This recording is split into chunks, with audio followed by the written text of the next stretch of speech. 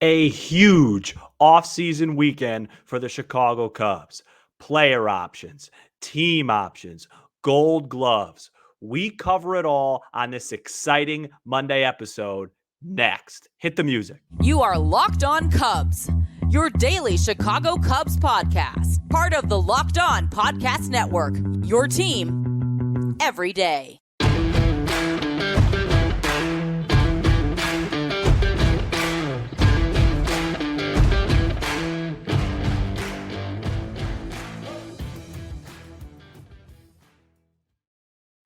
You are Locked On Cubs, part of the Locked On Podcast Network, your team every day. I am Sam Olber. Please support the show by following on your preferred audio platform, and you can watch, subscribe, and leave a comment on YouTube. Thanks so much for making us your first listen. We are lifelong fans taking our passion into a discussion with you on all things Cubs. Today's episode is brought to you by FanDuel. Make every moment more right now.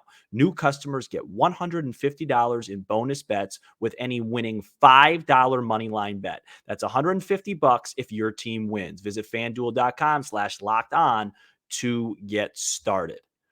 Welcome in, everybody. Happy Monday. I know it's going to be dark at about 3 p.m. today, but not everything is looking bad because the closer we get to winter, the closer we get to the winter meetings, trades, free agency, and this offseason kicked off this past weekend with a bang for the Chicago Cubs. If you're wondering why I have a broom in the background, it's not just because later on we're going to talk about how the Cubs swept the Golden Glove awards, but it's because Matt's good buddy Travis, who is an everydayer of the show, met us out on Saturday night when we were celebrating my birthday, and he thought a good gift to give me would be a nice new clean broom. So next year when the Cubs sweep teams, instead of having a dirty broom in the background, we have a fresh new one. Very funny, very good stuff from Travis, and we appreciate that. However, it's not time for jokes on this episode. There is a lot of business to attend to. This past weekend, I'm going to tell you everything that happened, and then I'm going to go step by step in breaking it down for you as best as I can. And then, of course, when Matt joins the show during this week, we will get into more details. I might even go live at some point solo this week just to hear your guys' thoughts on everything. Let's start chronologically. On Saturday, Marcus Stroman officially opted out of his 1-year, $21 million player option. Okay, we're going to get into the details on that first, but let's continue everything. Then on Sunday, while the Bears suffered their 85th loss in their last 86 games, Kyle Hendricks and the Chicago Cubs actually exercised his $16 million team option, guaranteeing that the professor will be back at least one more year in Cubby Blue pinstripes. Then later on, Yan Gomes, this was kind of a no-brainer. His $6 million team option was exercised as well by the Cubs. So Yan will be back behind the dish next year. And then at the end of the evening, I'm glad I waited to record until after this, Nico Hoerner, Dansby, Swanson, and Ian Happ, all three men, the latter of which I have no idea how, were awarded gold gloves. So all that's going to be broken down for you on this show. But first, to me, the biggest and most significant news of the weekend, Marcus Stroman opting out of his contract. If you watched Friday's episode, I gave you some Sam Olber offseason birthday wishes. And one of them was that Marcus Stroman is not a Chicago Cub in 2024. Now, I wanted that to happen via trade, him opting in, and then somehow the Cubs getting just something back for him, maybe a low-level reliever or a prospect or something for a team that maybe struck out on all the major pitching free agents that were desperate. But I will still take this all day, every day. Marcus Stroman opts out of his deal, freeing up the Cubs an extra $21 million to spend money on somebody that's better than him. Okay, let's break down the Stroman perspective of this first. We don't have to break that down long because he's no longer a Cub. I really don't understand his rationale here. My guess would be is either he thinks he's going to get a really good deal in the market, which just doesn't make sense to me because you have Yamamoto, you have Nola, you have Montgomery. There's a lot of stud pitchers that are just flat out better than Marcus Stroman that are going to be free agents in the offseason of 2023 going into 2024. Marcus Stroman is going to be a consolation prize for a team this year. I see a contract, maybe 3 years, 50 million-ish, maybe 3 years, 55. Maybe a team gets desperate, goes 3 years, 60, but I don't see him getting to that 21 million AAV that the Cubs would have had. Now, maybe Stroman's saying, look, I am a little bit injured. I've been suffering. I've had 2 back-to-back years now where I've been injured, and I don't trust myself to stay healthy this next year or perform well. So I'll just take the more guaranteed money with more years. I don't know, and I really don't care. All that I know is that I don't think Marcus Stroman is a good fit on the Cubs for 2024. I think I've been saying that now for about 3 straight months. And now that the Cubs have extra money to spend, I think that this was a really good result for the Cubs, guys. I really do. Like, look, Marcus Stroman's a good pitcher. I'm not saying that he's not, and he'll help somebody. But when you have Hendricks, who we're going to talk about in a bit, Tyone and Steele as your 3 main guys now that aren't going to be your top 3, but are the 3 guys that you know. Like, we know that if they're healthy, those 3 guys are going to be 60% of your starting rotation in 2024. You don't really miss a lot of bats. You don't have a ton of nasty stuff. And adding Stroman to that doesn't really fix that. You want to have diversity in your rotation. You know, teams like the Rays, one of the reasons why the Rays win so many games is that from game to game, you know, they have guys that'll start a game, they'll throw 5 innings, then they'll go different arm angle, left side, right side, over the top, short arm, submarine. You know, you don't want to just have a bunch of the same guys, even though the Cubs have a phenomenal defense, which we're going to talk about. And I think Stroman opting out really gives them the financial flexibility to go out and get a starter that misses bats and get strikeouts. You know, in an ideal world, I would love for the Cubs to take a big swing at one of the big fishes, whether it's a Yamamoto or to a lesser extent a Nola or a Montgomery or whoever it is, and then maybe go with Wicks as your 5th starter, or Cade Horton comes up. And then I still think they need to add even another starter because we've seen how important the depth is from that position. But overall, I just, you could hear the optimism in my voice. I just think this was the best thing for the Cubs. I was not a fan of Marcus Stroman. I was not a fan of the way he handled the free agency situation the extension situation in the middle of the season. I obviously wasn't a fan of the way he performed in the second half. And, you know, I think the Cubs can do better at $21 million. If he had a $12 million option, I would say, hey, please, I hope he takes it. I want him on the team. He's more than a $12 million pitcher, but $21 million for 1 year, I think the Cubs can do better, and I think they will. And I think overall, heading into 2024, they're going to have a more diverse, dangerous starting rotation because they're going to be able to replace him with somebody that misses bats. Now, in transitioning into the other big starting pitching news, Kyle Hendricks. This one is a little bit more interesting, a little bit more, I would say, hard to break down. So Kyle Hendricks and the Cubs exercised Kyle's $16 million team option.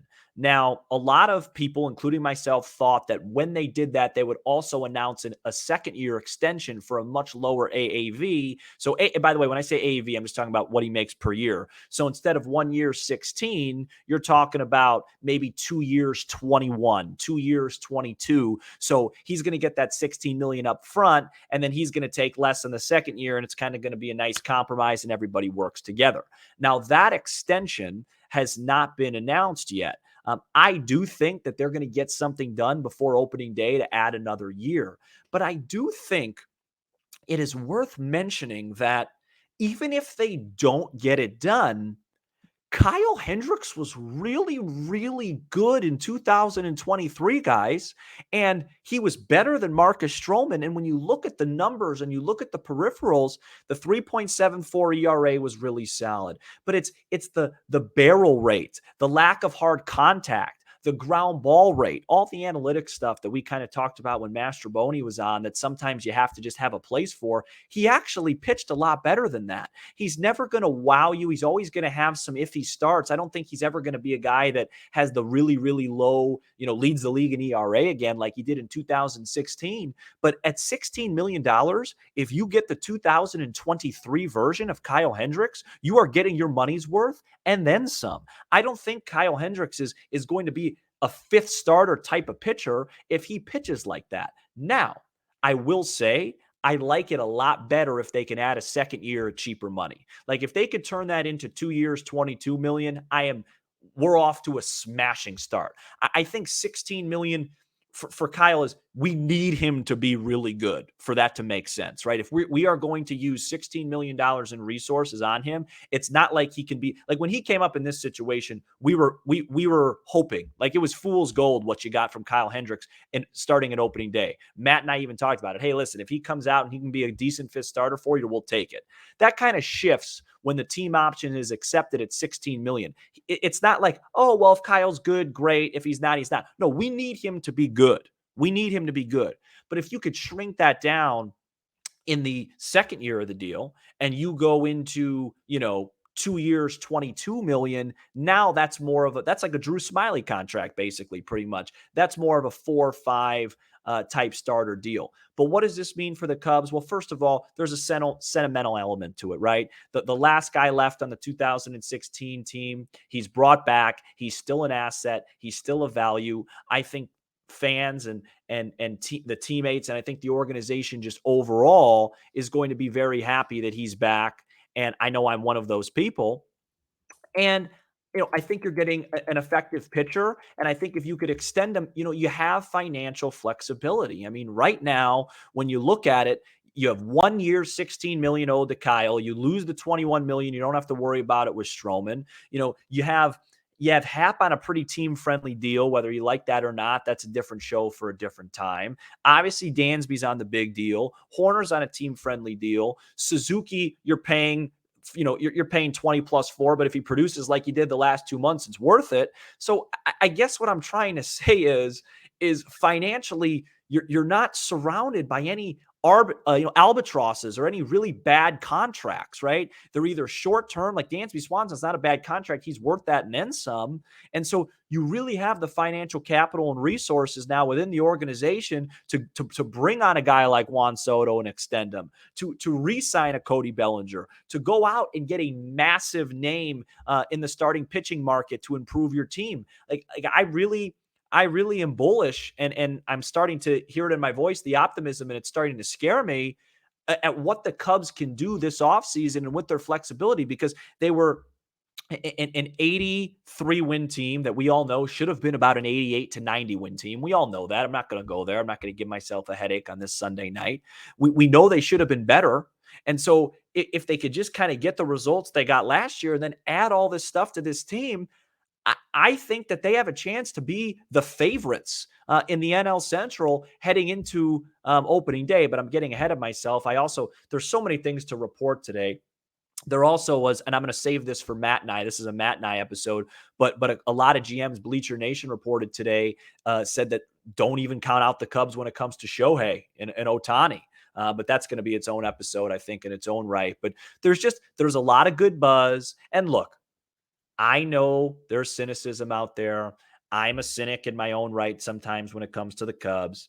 And, people are going to say, oh, please don't get my hopes up. But I remind you guys, last season, they did go out and spend $100+ million on Dansby Swanson. They did take care of center field. They went out and got Jameson Taillon. He just didn't pitch well. But the point is they tried to correct needs. Now, the Mancini stuff, the Hosmer stuff, the Barnhart stuff, those were all smoke and mirrors. But we all knew going into the offseason last year, I said it hundreds of times on the show, and we didn't really have many people listening. And that was, you have to get one of the shortstops, you have to get center field, and you have to get a really good starter. And they tried to get all three. They got 2 of the 3, and Taillon just didn't pan out. But if they now go do that again and they go get one of those star bats and they do add one of those arms, it's going to be exciting things on the north side of Chicago. And the last thing that happened, and this was a much quieter announcement from Jesse Rogers was that Yan Gomes, the Cubs, exercised his team option. It's a no-brainer. I mean, he's a bargain. $6 million. Yan Gomes was one of the most valuable players on the team last year. He was phenomenal behind the plate. He manages the pitching staff well. He's a leader. He's a clutch hitter. We've talked about it a ton on this show. What he was able to do was just exceptional. His clutch hitting, his ability to avoid grounding into double plays, which was such a huge part of his problem in 2022.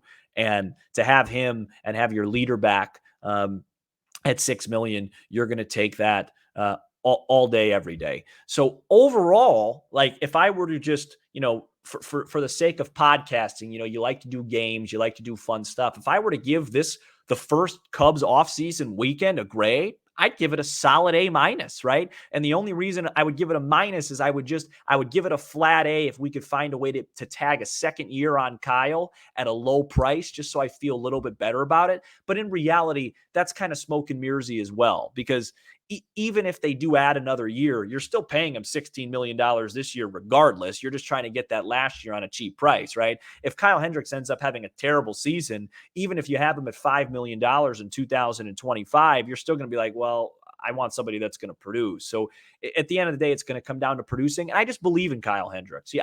He delivers. I like that. And I just think the Stroman thing's the biggest story of the weekend. I think he did the Cubs a favor, man. I really do. And look, is it out of the question that Marcus Stroman comes out next year and has an ERA in the low threes and is worth $20+ million and helps the team? Of course not. He's a good pitcher. And the first half of the 2023 season, he was an all-star and one of the best pitchers in baseball. But I didn't have that, when you watch the team every day and you're connected to it like I am, I didn't have that good feeling. I just felt like something was off with him. And I just think it was best, honestly, for both parties for a separation at that point, and I have nothing against them. Let him go do his thing. And I'll be very, very, very interested to see what he gets in the open market. I'm going to say my final prediction is going to be 3 years, $53 million for Stroman. And, that's probably what he's worth. But overall, that was some really, really good and interesting news that Matt and I will break down later on this week as well. And we're also, like I said, I might try and go live at some point just to hear your guys' thoughts. I think that's important to stay connected in the offseason as well. And to add on to the offseason news, there was some really, really surprising and pretty cool 2023 season news that happened on Sunday night as well. We talk about the Gold Glove Award winners on Your Chicago Cubs coming up next. But first, this episode is brought to you by FanDuel. Get ready for the NFL season with incredible offers from FanDuel, America's #1 sportsbook. Right now, new customers can bet $5 and get $200 in bonus bets guaranteed. Plus, all customers who bet $5 will get $100 off NFL Sunday Ticket from YouTube and YouTube TV. Now is the best time to join FanDuel. The app is easy to use. You can bet on everything from spreads to player props and more. If you would like to bet on the Chicago Bears, they will be very, very rare favorites Thursday night against the dreadful Panthers. I don't know who will be playing quarterback. I don't even know who will be head coach. The Bears feel like they haven't been good in a really long time. And for whatever reason, I was frustrated by that Sunday afternoon. I invested 3 hours in my day of watching it. I wish I had it back to do something productive. But you could still bet the Bears anytime on FanDuel. So visit FanDuel.com/lockedon and kick off the NFL season with an offer you won't want to miss. FanDuel, official partner of the Locked On podcast and the National Football League. We are back here on Locked On Cubs, a packed Monday episode. If you're just tuning in for whatever reason, if you skipped ahead, Kyle Hendricks is a Cub in 2024. Marcus Stroman is not. Yan Gomes is. And in 2024, you'll be able to say your reigning Gold Glove shortstop, second baseman, and left field. For the first time in the very deep and rooted history of the Chicago Cubs, they have 3 Gold Glove Award winners. Ian Happ, I'll get to that in a minute. Dansby Swanson, very well deserved. Nico Hoerner, very well deserved. a Gold Glove middle infield. The backbone of the Chicago Cubs team is that middle of the diamond. Yan Gomes behind the plate, Dansby, Swanson at short, Nico Hoerner at second, and then Cody Bellinger potentially in center field. That is what made the Cubs go all season. When those guys performed well, they won games. I think there's this misconception or identifier of my opinion on Dansby Swanson, because I was out with Matt on Saturday, and I made a joke about Dansby Swanson, and Matt didn't take very kindly of it. And if he didn't take kindly of it, that means the rest of the audience probably feels that way. So I'm going to clarify that once and for all. I like Dansby Swanson a lot as a player. I think he is a major asset. I think he is the best defensive player in the major leagues at the most premium position, shortstop. The most balls go to short. You need your shortstop to be good, and he's the best at it. I made an error on Thursday in softball that cost us 2 runs. We ended up tying in that game. If I don't make that error, we win the game. Shortstop matters, okay? I think the Cubs got him on a very respectable deal, and I am glad that he's going to be playing shortstop for many years to come for the Cubs. That is true. It's just down the stretch of the season, his bat hurt the team.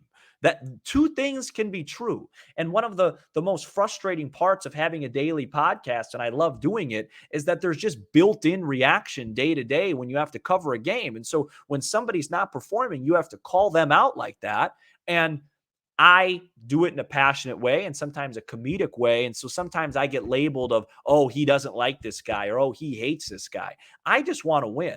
And Dansby Swanson's a winning player, but he would be the first one to tell you that offensively, he did not deliver when he needed to deliver the last month of the season. But that doesn't take away from his defense. He was a very, very worthy winner of the Gold Glove. I'm happy for him. I think the Cubs have the best middle infield defense in the major leagues. Matt said it many times, and they were rewarded for it on Sunday night. Nico Hoerner, same thing. I was watching the award show, which, by the way, was just absolutely dreadful, the way that they presented that. It could have been way better, and it's just another long list of things that baseball does that just irritates me. But that's a different time.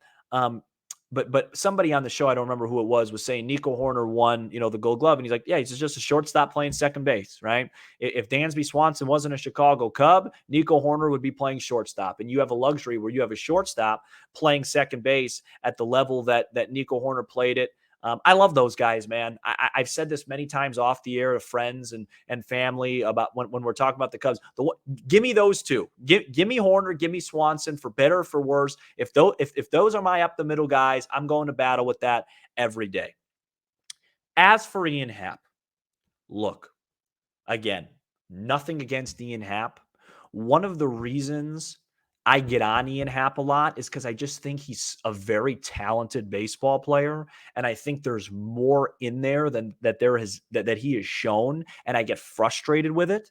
I thought he deserved to win the Gold Glove in 2022. I was very surprised that he won it in 2023. Now, look, I'll admit it. I don't really watch left fielders very closely around the league. And to be fair, the other guys that were in there, as Peralta and somebody else, didn't really pop off the screen as obvious winners. And Ian Happ did have some very dramatic plays this year. I remember the assist in Milwaukee, and his arm was pretty accurate. And I think he led the league in assists and things like that.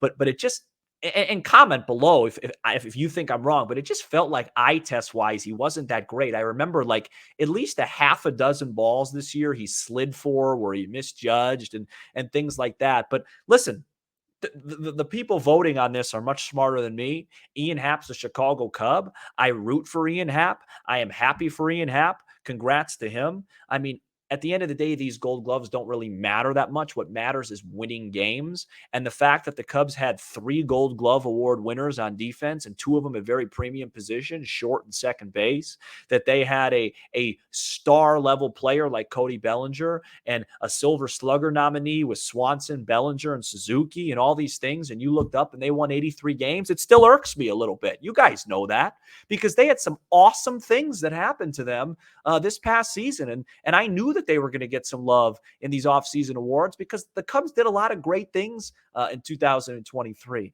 And now as we turn the page, and for the first time, I do feel like I'm starting to just a little bit turn the page and look at 2024 and get excited about it. Now it's time to repeat those great things and put more wins together. And the way you do that is you go improve your ball club. We talked about it on Friday. You improve the margins. That's internal. That's David Ross. That's Carter Hawkins. That's Jed Hoyer. That's the bullpen. That's names that aren't going to get you very excited. But also the other side is you go get some stars. You go get some superstars that say, you know what? Don't worry about the margins. You know what teams don't really have to worry about the margins that much? Guys like that have Steph Curry on the team or Nikola Jokic on the team or when the Rangers, have Seager hitting and Garcia hitting and Simeon hitting and all these guys, they still have Bochy though. But margins matter less when you have superstars and you have people that are just so good. Doesn't really matter. Hey, David Ross put in the wrong guy. Who cares? I'm going to grand slam next inning because I'm Juan Soto or I'm Pete Alonso. Or you know what?